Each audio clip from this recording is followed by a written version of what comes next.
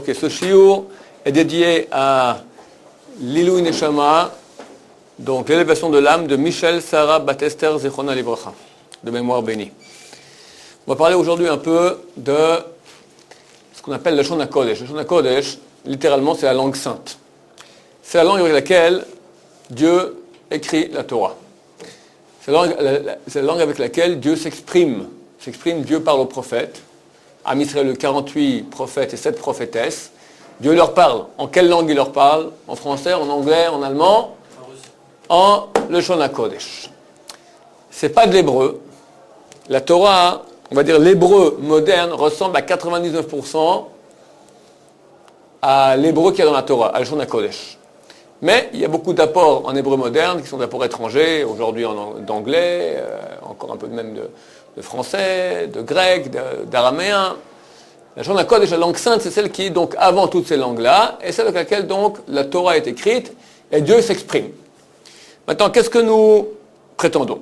Nous prétendons que toutes les langues sont des langues de convention. Ça veut dire que si maintenant, on va dire, voilà, je prends ici, j'ai un stylo baguette, baguette télescopique, en français, baguette télescopique. D'accord? Maintenant, pourquoi on appelle cela baguette télescopique? C'est tout à fait arbitraire. On aurait pu utiliser d'autres sons pour dénommer cet instrument-là. C'est une convention. Les francophoniens, tous ceux qui parlent le français, ont une convention entre eux que cet objet-là est appelé dorénavant entre nous baguette télescopique. Quand je vais m'acheter une baguette télescopique, personne n'aurait vu ma baguette télescopique, on sait de quoi il s'agit. Si on fait une convention en tout maintenant qu'on appelle cela cocorico, peu importe l'appellation, ce qu'il faut c'est qu'on s'entende, qu'on se comprenne. Quand je dis cocorico, tu ne m'appelles pas une poule, tu m'amènes une baguette télescopique, et vice-versa. Notre affirmation est la suivante, c'est qu'en langue sainte, le Lashon HaKodesh, c'est pas la même chose. Dieu ne fait pas de convention. Dieu ne va pas parler une langue arbitraire où les sons que Dieu utilise sont arbitrairement choisis. Dieu va appeler une chose par ce qu'il est. Ça veut dire que le nom exprime la chose. En linguistique, on dira qu'il y aura une adéquation, une relation intrinsèque entre le signifiant et le signifié. Le signifié, c'est l'objet, le signifiant, c'est l'appellation. Dans toutes les langues, il n'y a aucune adéquation entre le signifiant et le signifié. Il n'y a aucune raison que le signifiant exprime dans les lettres utilisées pour dire le mot, il n'y a aucune raison. On voit en rien le nom qu'on veut signifier, l'objet qu'on veut signifier. Il n'y a pas d'adéquation entre le nom, le signifiant et l'objet. En Lashon HaKodesh, normalement je dirais l'hébreu, c'est plus facile pour moi, en hébreu, donc Lashon HaKodesh, il y a une adéquation complète, c'est-à-dire que Dieu va appeler l'objet par son nom. Comment ça se passe plus profondément? On a vu déjà que Dieu crée le monde par la parole. Alors, les petits enfants s'imaginent que, c'est des grands enfants de 20, 30 et 40 ans qui s'imaginent que Dieu il a une barbe et une bouche. Quand on parle de Dieu, on peut imaginer au moment une lumière, quelque chose. Et Dieu dit que la lumière soit, la lumière fut par exemple. Alors tout à coup une voix est sortie au-dessus de la barbe ou de cette lumière, d'accord? Et la voix s'est propagée dans l'univers intersidéral, et d'un coup, plouc, il y a eu de l'eau. Il y a eu de la lumière qui est arrivée. Alors, c'est complètement faux. Il n'y a ni barbe, ni bouche, ni langue, ni dents, ni lumière. Dieu n'a pas de forme, ni forme de lumière, ni rien du tout. Quand Dieu parle, qu'est-ce que cela signifie? Comme nous parlons pour toujours exprimer ou bien ce que nous désirons, ou bien ce que nous pensons. Tu parles toujours pour ces deux choses-là. Une de ces deux, ou les deux. Ou pour dire ce que tu désires, ton envie, ou pour dire ce que tu penses.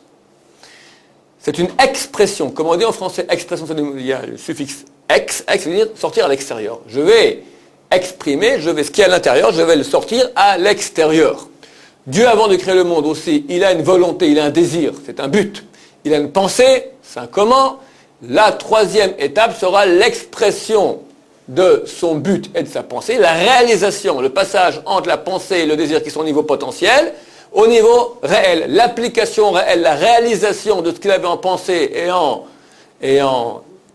désir se réalise. C'est ce qu'on appelle parole. C'est pas qu'il y a de la voix, il n'y a pas de voix.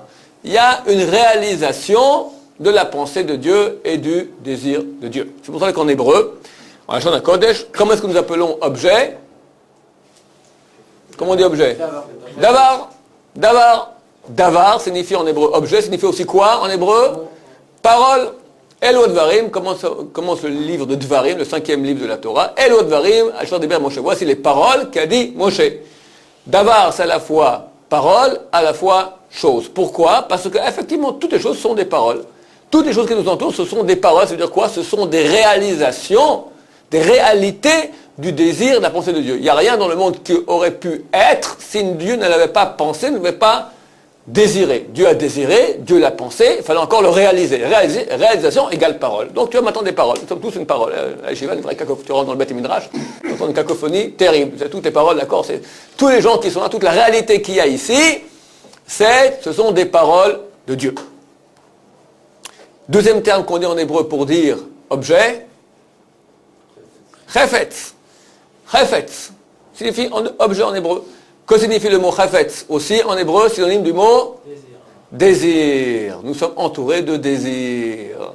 Chacun, il est la réalisation d'un désir de Dieu. Dieu a désiré que toi tu sois, que la table soit, que le rétroprojecteur soit, que la baguette soit, que l'air soit, d'accord? Toutes les choses qu'il y a dans la réalité sont des désirs de Dieu.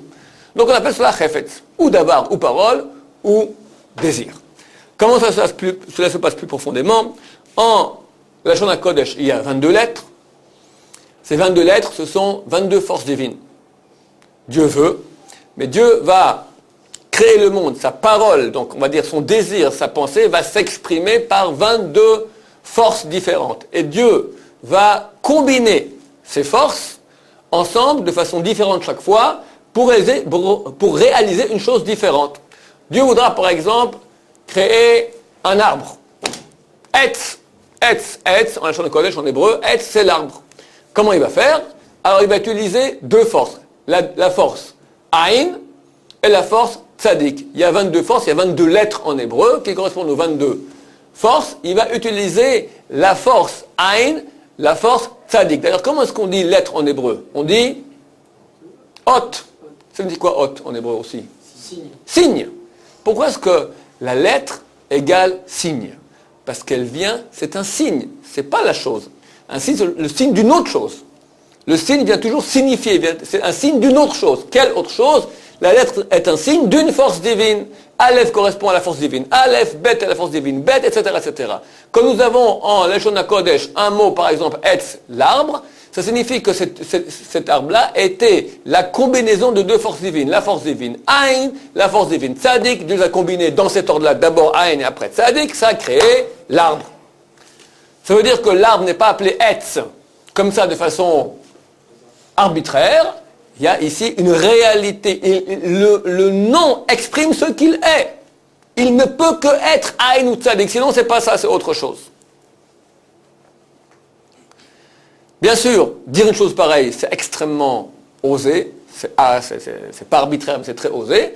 On va, avec l'aide de Dieu, au secours le prochain Selbok, on y arrivera, on va prouver cela de façon très très claire.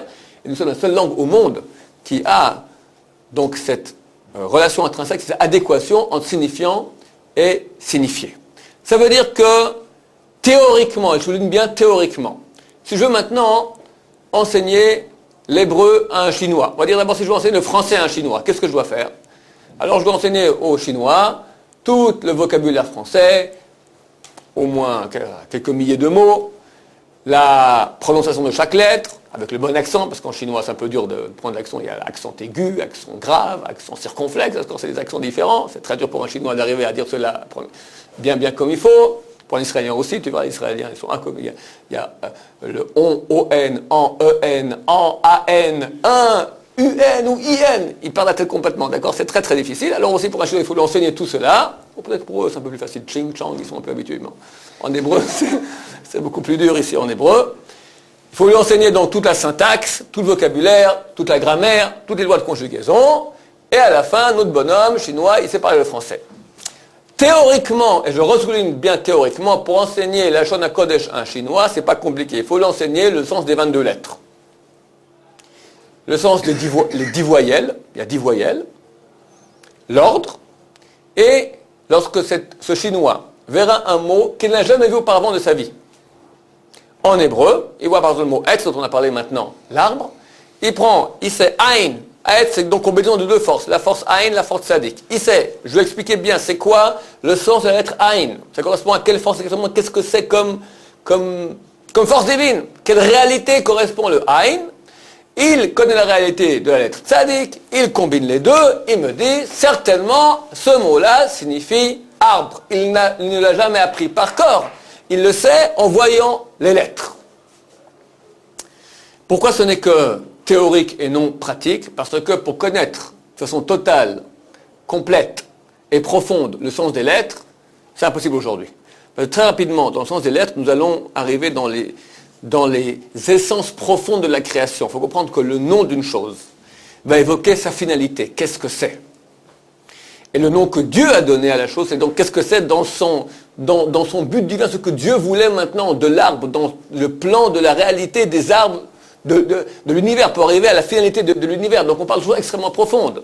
Qu'est-ce que Dieu voulait des arbres? Pourquoi le monde existe? Pourquoi est-ce qu'il y a des végétaux? Quel est le sens des végétaux? En quoi ça sert à Dieu dans les buts finaux qu'il a de cette création? Donc très rapidement on arrive à des choses extrêmement profondes. Néanmoins, comme promis, on fera une démonstration. En utilisant les verbes, c'est plus simple. On va expliquer aussi pourquoi la prochaine fois. Et nous pourrons faire une démonstration comme quoi effectivement ça marche. Simplement, il faut savoir que connaître de façon totale le sens des lettres, aujourd'hui c'est impossible. Parce que trop rapidement tu arrives dans les secrets de la mystique juive et tu n'as pas aujourd'hui de kabbaliste qui soit capable de connaître cela comme il le faut. C'est beaucoup, beaucoup trop profond.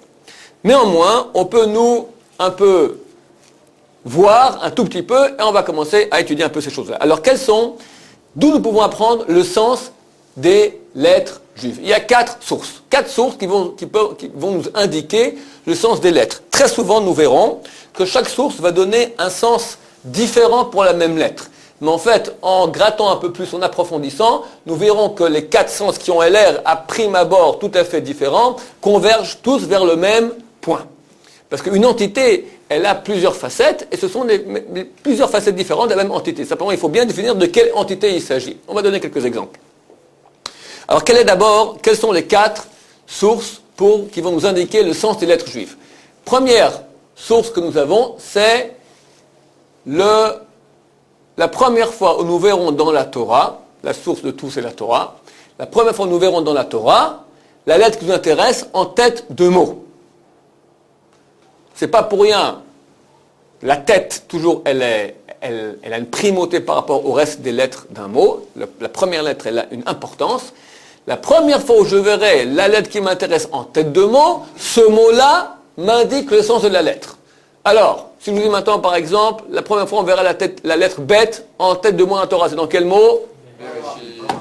Et tout le monde dit faux. Bara. Pourquoi pas Bereshit? Parce que Bereshit, c'est la contraction de deux. C'est un préfixe. B, c'est O, au début. D'accord? O, B, Reshit, début. O, le O, ça compte pour rien. La première fois que nous verrons la lettre Resh en tête de mot dans la Torah, c'est dans le mot Reshit de Bereshit. Très bien. La première fois que nous verrons la lettre Bet en tête de mot dans la Torah, c'est dans le mot Bara. La première fois que nous verrons la lettre Aleph en tête de mot dans la Torah, Elohim, Shin, Shamaim, etc. Voici ici la liste des... On va montrer, j'espère que ça apparaît sur l'écran. Trop près, un peu, trop près. Et tiens, attends, on va mettre ça un peu en arrière. C'est bon? Ça ira. Donc voici ici les 12 lettres de l'alphabet. On voit quelque chose? Shum davar. Bon, tu as Aleph, Elohim, Bet, Bara, Gimel, Gdolim, Dalet, Deshe, etc. Il y aura même des mots qui apparaissent très loin dans le mot qui apparaît le plus loin dans la Torah, c'est le mot qui représente la lettre Vav. Vav, ouais. Vav. La première fois nous verrons la lettre Vav en tête de mot. La lettre Vav en elle-même, on la voit très souvent en tête de mot, mais c'est c'est la préposition et. Vav, c'est et en hébreu, donc ça compte pas. Nous voulons un mot qui, dans le nom lui-même, commence par la lettre Vav. Presque le seul mot que nous avons en hébreu qui commence par la lettre Vav, c'est le mot Vav. Vav qui signifie crochet. On verra que Vav, vous pouvez allumer la lumière, je pense, c'est bon. Vav, c'est nous verrons peut-être plus tard, le sens de la lettre Vav, c'est tout ce qui unit. Unit. Alors, vous verrez que Vav, c'est l'union de deux choses. Comment on prononce Vav? Même au niveau de la prononciation, c'est si tu fermes, il n'y a plus de choses, il n'y a plus qu'une chose. Si tu ouvres, c'est séparé. Quand je dis il y a deux choses qui sont en train de s'unir, c'est je rapproche les deux lettres, les deux lèvres ensemble, et je fais passer un peu de souffle pour la lettre Vav. Vav, ça va unir. Le crochet qui servait à unir les différents pans, le pan de tissu qui recouvrait le sanctuaire. Bon, c'est bon comme ça? Ok. Deuxième source qui va nous indiquer le sens des lettres, c'est le nom de la lettre. En français, en anglais, les lettres n'ont pas de nom, elles expriment un son. A, B, C, D, c'est pas un nom, c'est un son. En hébreu, A, on le dit Aleph, c'est pas pour rien. B, on le dit Bet, c'est pas pour rien. G, on le dit Gimel, D, Dalet, He, Hey, V, Vav, Z, Zain, chaque lettre a un nom, c'est pas pour rien, il n'y a rien qui est pour rien. Donc le nom certainement va m'indiquer le sens de la lettre. Après on fera une démonstration avec une lettre de l'alphabet ou deux, trois, pour que ce jour je vais faire donc un travail pratique. On va voir pratiquement comment ça marche. Troisième source qui va nous indiquer le sens des lettres, c'est la loi orale. Donc notre Torah elle est écrite, mais elle est aussi surtout orale. La Gemara dans le traité Shabbat page 104. Là-bas, elle cite les 22 lettres de l'alphabet et va expliquer pour chacune des lettres à quoi correspond cette lettre. On aura aussi un midrash écrit il y a 2000 ans par Rabbi Akiva, auteur de Rabbi Akiva, les lettres de Rabbi Akiva. C'est un très vieux midrash qui va expliquer le sens des lettres. Et enfin, la science ésotérique, la mystique juive, la Kabbalah, principalement le livre du Zohar qui va expliquer le sens des lettres. Et là, on rentre dans les grandes profondeurs de la Torah. Comme je dis, aucun aujourd'hui ne sait quel est vraiment le sens profond des lettres, parce que trop rapidement on arrive à Dieu lui-même, d'accord? Et qui peut dire, moi je comprends ce qui se passe là-haut, personne ne comprend, celui qui dit qu'il comprend, c'est un charlatan, comme il y en a beaucoup sur le marché. Donc voici les 4 sources qui vont nous indiquer le sens des lettres. On va faire une démonstration maintenant avec la lettre Aleph. Alors la lettre Aleph. Première fois nous verrons la lettre Aleph dans la Torah, c'est dans quel mot? Elohim, Dieu. Ça correspond bien à sa valeur numérique. Vous savez qu'en hébreu, les lettres ont une valeur numérique. On n'a pas de chiffres. Les chiffres 1, 2, 3, 4 sont des chiffres arabes. Ça fait pas mal de temps qu'on n'est pas en très bonne relation avec le monde arabe. Donc les chiffres arabes, on n'a pas utilisé. On a la numérotation juive depuis des millénaires. La numérotation juive, il n'y a pas de chiffres en hébreu. Les lettres vont exprimer les chiffres. Aleph correspond à la lettre 1. D'ailleurs, je crois, voilà, ici j'ai un... Je vous le montre, voilà. Ici, on voit clairement... Alors, Aleph égale 1, Bet 2, Gimel 3, Dalet 4, Hey 5. Après, on passe à Yud, Yud c'est 10. Après, on passe aux dizaines. Kaf, c'est 20. Lamed, 30, Mem, etc. Après, on finit avec les dernières de l'alphabet. Koufresh, Shintef, ça fait 100, 200, 300, 400. La dernière de l'alphabet, c'est 400. On a encore 5 lettres finales. Même Nun, Tzadik, P, Kaf, finale. Même Sophit, P, Nun, Sophit, comme on les appelle en hébreu. Qui ont aussi une valeur numérique. 500, 600, 700, 800, 900, et on finit avec Aleph aussi qui est 1000. Aleph vaut à la fois 1, vaut à la fois 1000. En cela d'ailleurs il ressemble à la divinité, parce que Dieu il est 1, mais il est 1000 aussi. Pourquoi il est 1000? 1000 c'est quoi? Quelle différence qu'il y a entre 999 et 1000? Vous me direz 1. Je ne parle pas maintenant de la différence mathématique, je parle de la différence philosophique. Quelle différence il y a entre un chiffre comme 999 ou 898, d'accord? 1000, c'est un chiffre rond, un chiffre entier. Pourquoi on dit il est rond? Il n'est pas rond. Tu regardes, est-ce que le 1000 il est rond? C'est une barre et 3 ronds, c'est pas un rond. Parce que l'idée de rondeur, elle évoque, c'est une connotation au niveau philosophique de totalité, de globalité. Dieu, il est la totalité de tout. On dit, Marabou Ma'asecha Hashem, combien sont nombreuses tes actions? Dieu, Kulam Bechormasita, tout les a fait avec sagesse. C'est-à-dire, il y a des milliers, des milliards de choses qui sont dans le monde. Tellement de végétaux, tellement d'étoiles, tellement de moustiques, tellement de... Mais toutes ont été faites par un. C'est-à-dire que Dieu se dévoile, il est de son unité, mais on aura aussi l'unité dans la pluralité, une globalité. Dieu dans la pluralité, on voit son unité dans la globalité aussi, dans dans tous les détails, on revoit la grandeur de Dieu. Donc Dieu est à la fois un, à la fois mille. Comment est-ce qu'on écrit la lettre Aleph? Je crois que vous pouvez voir quelque chose sur l'écran.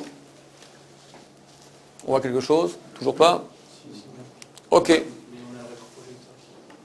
Alors, il dérange? Bon, on peut faire un peu tordu comme ça.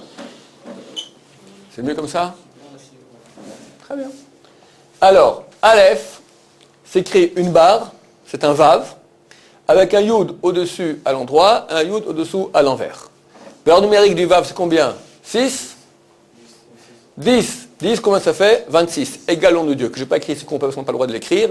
Yud, et puis Hey, et puis Vav, et puis Hey. Le nom ineffable, le nom de Dieu, s'écrit ainsi Yud, et puis Hey, et puis Vav, et puis Hey. Valeur numérique 26, représentée dans la forme de la lettre Aleph.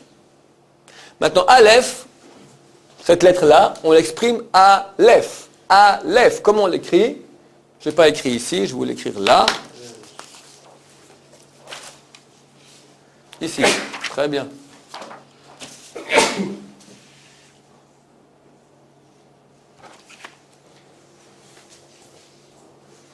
Aleph. Valeur numérique de la lettre Aleph, combien? 1. Lamed, 30. P, 80, tout ça fait 111. 1 à tous les niveaux. 1 au niveau des unités, 1 au niveau des dizaines, 1 au niveau des centaines, 1 au niveau des milliers. Le nom Aleph, Aleph, Aleph. D'accord? En hébreu, il n'y a pas de voyelles, il n'y a que des consonnes. Les lettres sont que des consonnes. Les voyelles, ce sont des points. Donc quand je dis Aleph ou je dis Aleph, ça revient strictement au même. C'est la même lettre exactement. C'est les mêmes consonnes que nous avons pour dire Aleph ou pour dire Aleph. Donc c'est 1 et c'est 1000. Alors, on a vu d'abord, première fois nous voyons la lettre Aleph en tête de mot dans la Torah, Elohim, Dieu. Dieu, on voit il est 1, il est 1000, il est 1 dans tous les niveaux, unités, dizaines, centaines, milliers. On verra un verset dans la Tehillim qui dit la chose suivante. Alouf Neurai Ata. Alouf Neurai Ata. Tu es le champion de ma jeunesse. Alouf signifie champion. C'est quoi? On peut l'écrire avec ou sans une voyelle. Alouf. Que signifie Alouf? Champion. C'est quoi un champion? Leader. Le leader dans une certaine discipline. Un champion de tennis, champion de pétanque, champion de... C'est le vainqueur dans la pluralité, il a vaincu tout le monde. C'est le plus fort dans une certaine discipline. Maintenant, le plus fort de tous les plus forts dans toutes les disciplines, qui c'est? C'est un champion, mais c'est un super champion. C'est qui? Dieu. Mais Dieu dans un certain attribut. Dieu, il a plusieurs noms. Le nom Elohim, quand on prononce le nom Elohim, c'est marqué dans Shulchan Aruch, dans le traité des lois juives, dans le chapitre 4, que lorsqu'on dit le mot Elohim, dans le chapitre 5, il faut penser Takif, puissant, celui qui a toutes les forces et tous les pouvoirs. Elohim signifie en hébreu celui qui a tous les pouvoirs. El, les deux premières lettres de Aleph, Aleph Lamed, c'est aussi un des noms de Dieu, signifie force. On verra Lavan, on va lire ça exactement dans 2 parachiotes. Il poursuit Yaakov et Dieu vient en rêve la nuit, lui dit attention, ne touche pas un cheveu de Yaakov. Le lendemain, Lavan arrive, il rejoint Yaakov, lui dit Yesh le El Yadi la Sotimachemra, j'ai le pouvoir de vous faire du mal. Mais ton Dieu s'est dévoilé cette nuit, il m'a dit de ne pas te toucher, donc je ne te touche pas. Mais sache que j'ai le pouvoir de te faire du mal. Le pouvoir se dit El. Elé Ahar, c'est Seigneur de la terre. Les gens qui ont de la puissance s'appellent Elé. Aïl aussi, c'est un bélier. Chaque fois qu'on parle de puissance, c'est le mot El qui revient. Celui qui a toutes les puissances, Baal, Akorod, Kulam, le sens qu'il faut penser quand on dit Elohim, c'est El au pluriel. Elohim. Dieu, c'est celui qui a toutes les forces. Donc, quand on parle de Alouf Neurayata, le roi David parle de Dieu en tant que Alouf, tu es le champion de ma jeunesse, tu es le champion, tu es celui qui a réuni en lui toutes les forces. Un attribut de Dieu, en tant que celui qui est maître de toutes les forces. Maintenant, on a vu aussi que le nom de la lettre évoquait le sens. Là, on a vu par rapport à la première fois, on voit son nom dans la Torah, Elohim. On voit le nom Alouf. Alouf signifie un champion, un premier. Aussi à l'armée, c'est un général, d'accord? Quelqu'un qui dirige, le dirigeant du monde.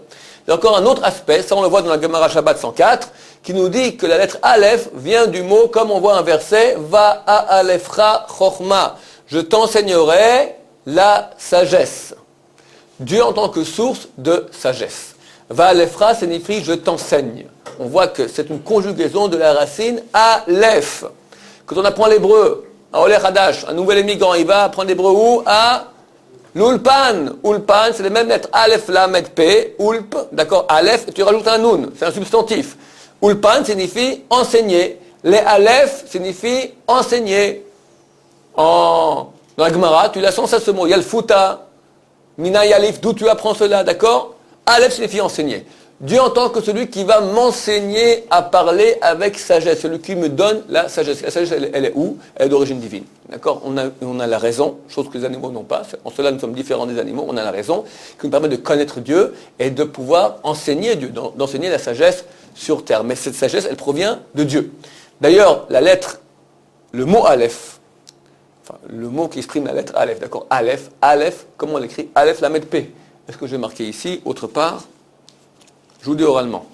Aleph, Lamed, P. Aleph, c'est quoi? Dieu. Lamed, c'est quoi? Apprendre, enseigner. Le Lamed. P, la bouche. C'est quoi un sage?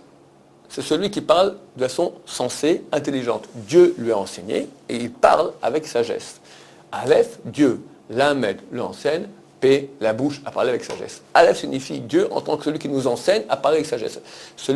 La source de toute sagesse, de toute Torah, de tout enseignement, Aleph. Tu as Aleph, Dieu en tant que source de toutes les forces, et tu as Dieu en tant que source de sagesse.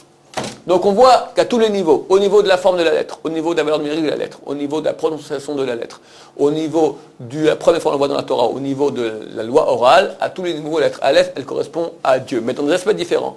Une fois en tant que celui qui nous enseigne, une fois en tant que celui qui a la force, une fois en tant que celui qui est un, qui est mille, etc. Ok, c'est un exemple pour la lettre Aleph. On va aller directement, on va sauter quelques petites choses. Passons à la formation des mots. Les noms propres, on ne va pas en parler, parce que, comme je dis, les noms propres expriment d'habitude l'essence d'une chose, et pour comprendre le sens d'une chose, le sens profond d'une chose, on doit arriver trop rapidement aux choses ésotériques et trop cachées. On peut utiliser, pour faire une démonstration comme on veut faire, l'exemple des verbes. Tous les verbes, en hébreu, sans exception, ont une racine de 3 lettres. Quand à l'Ulpan, tu apprends l'hébreu, tu apprends que tous les verbes ont une racine de 3 lettres. Donc, ces 3 lettres sont en fait la combinaison de 3 forces divines, de 3 sens, et cette combinaison des 3 sens donne le sens du verbe qui nous intéresse. Maintenant, c'est un peu plus compliqué. On va prendre ici, pour illustrer cela, l'exemple du mot nachal. Nachal. Toujours pour trouver la racine d'un verbe, il faut prendre la 3e personne du singulier passé. C'est ça qui te donne la racine du mot. Alors on a ici le mot qui s'appelle le mot nachal. Que signifie nachal? On a ce mot dans la Torah. Un bûcheron va avec sa hache couper du bois dans la forêt et le fer se détache de la hache et va et tombe et tue quelqu'un. C'est marqué Nachal Habarzel, est tombé le fer de la hache. Nous verrons que le mot Nachal, il a combinaison de plusieurs sens. En fait, nous verrons qu'il y a des familles de sens. Les familles de sens les sens sont donnés par une lettre, mais lorsqu'on met 2 lettres ensemble, ça va donner une famille de sens. Le mot Nachal, il a combinaison de 3 familles de sens. La famille de sens Nun Shin, les 2 premiers mots. La famille de sens Shin Lamed, les 2 dernières lettres. Les 2 premières lettres, les 2 dernières lettres, et la famille Nun Lamed, qui est la combinaison de la première et la dernière lettre. Tu auras 3 familles de sens. Tu as le sens Nun Shin, le sens Shin Lamed, le sens Nun Lamed. Le premier formé par première et deuxième lettre, le deuxième par le deuxième et troisième, et le troisième sens par première et troisième. C'est donc la combinaison de ces 3 familles de sens.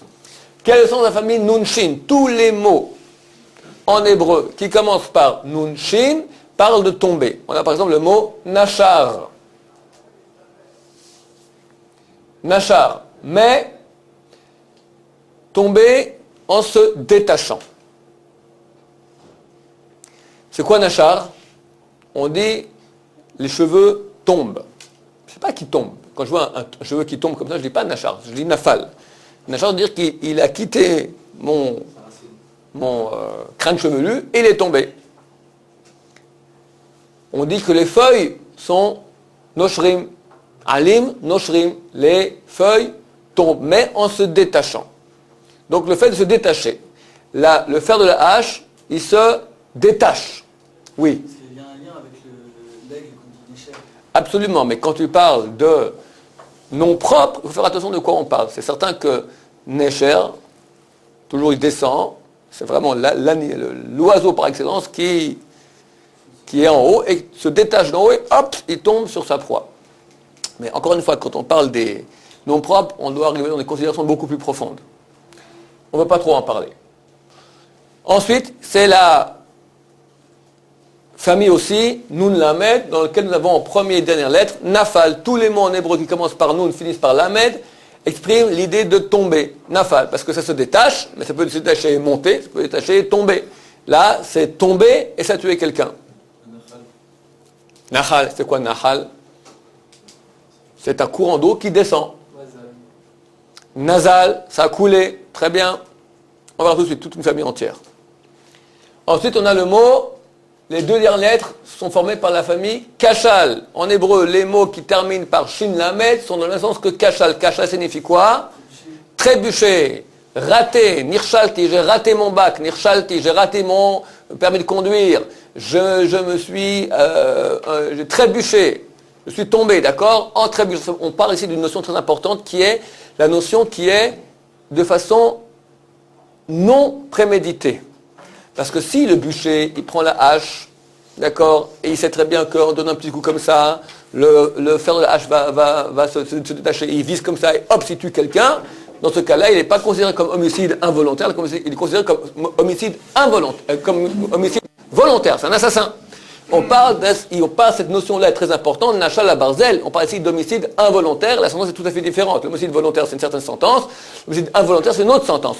Le cas dans lequel parle la Torah, et là tout le traité Makot on parle beaucoup, on parle d'un cas involontaire. D'où on apprend que c'est involontaire, parce que dans le mot Nachal, tu as en substance, d'accord, dans les lettres, les deux dernières lettres te disent, on parle ici de trébuchement, ça a été fait de façon involontaire. Donc une chose qui se détache, qui tombe, et qui fait un raté involontaire, c'est Nachal. Tu ne peux pas dire autrement cette notion-là qu'en disant le mot Nachal. Parce que ce n'est pas un mot qu'on a choisi comme ça arbitrairement. Ça fait partie d'une trame entière. Et toute la langue sainte, elle fonctionne ainsi. Si quelqu'un regarde profondément, c'est extraordinaire. Comment arriver, avec 22 lettres, un choix de 22 lettres, des compositions de 3 lettres, arriver à dire tous les mots qui ont un sens sans qu'il y ait des contradictions ou des incohérences ou des sentiments, des explications équivoques. Tu arrives avec des combinaisons de 3 lettres sur 22 à dire tous les mots sans qu'il y ait chaque fois un mot. Tu n'as jamais un mot qui est inventé. Si le mot est dit ainsi, ça veut dire que c'est comme ça. Regardez comment ça se passe ici sur quelques centaines de verbes. Il y a ici environ 300 verbes. On aura des familles de verbes. Toutes les familles qu'on a verticales, c'est qu'on a pris les 2 dernières lettres et on les a changées. Par exemple, ici, tu auras pakar, shakar, bakar, akar, nakar, dakar. Toutes les fois où tu changes la première lettre, ce sera la variante. Les 2 dernières, c'est le nom de la famille. Donc, on a une famille, c'est un sens général. La première lettre qui est variante va donner un sens plus précis. Chaque lettre qui est variante donne, d'après le sens de cette lettre qui est la variante, va donner un sens plus précis. Lorsque tu déplaces ici horizontalement, c'est que tu auras changé la dernière lettre. La famille, elle est déterminée par les 2 premières lettres, et tu changes la dernière. P, Resh, Ain, P, Resh, Kouf, P, Resh, Tzadik, toujours sur la famille P, Resh, et tu changes la dernière lettre. Et lorsqu'on se déplace obliquement, on aura ici notre famille d'ailleurs qui nous intéresse, qu'on vient de voir, la famille Nachal. Nachal, tu as ici dans la famille Nachal, j'ai dans toute la famille les mêmes mots qui commencent par la variante est le milieu et la lettre stable va être la première et dernière lettre. Alors on a Nahal, Nahal, Nazal, Nachal, Nafal, toujours c'est la lettre du milieu qui va changer. Les deux premières, la première et la dernière qui vont rester le nom de la famille. Et c'est extraordinaire. Et que toi tu peux continuer à l'infini dans tous les verbes de la langue sainte. Chaque verbe rentre dans une catégorie ici de sens. Ce sont des familles de sens.